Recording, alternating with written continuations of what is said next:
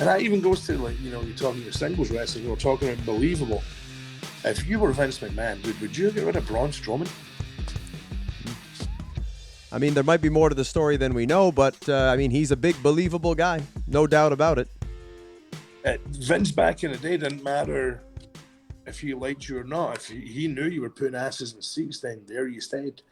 And I thought that guy was one of the most believable people I'd seen on TV in many, many years. That guy's fucking awesome. Mm. Nia Jax, I know she had a lot of heat backstage, but she was the same way. I could buy that. She was throwing people about.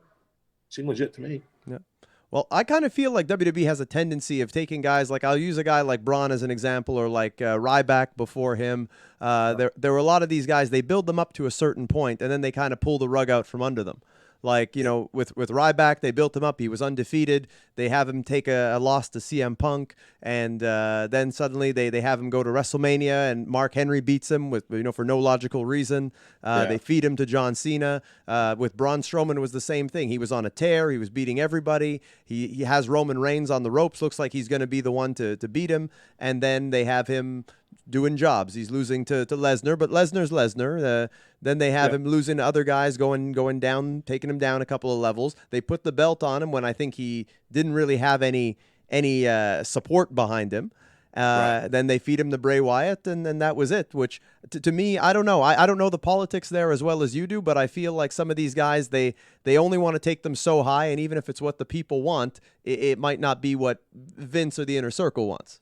Yeah, well, I think that's the problem, man. It's went more politic heavy than business heavy, and a lot of people have paid because of that. You can hate somebody all you want, but if that dude's making you money, that dude's selling merch, he's a stable guy. That then doesn't matter what your personal feelings are, because WWE is just a high school, man, and then some, dude. It's the most petty place I've ever worked, because it's just silliness. And don't get me wrong, it's also a great place to work, but there's a lot of that, and I just they should put the business first and not the individual politics. But I guess when you're worth $2.3 billion now, that's really not something you have to worry about when you're your late 70s and a billionaire. Yeah.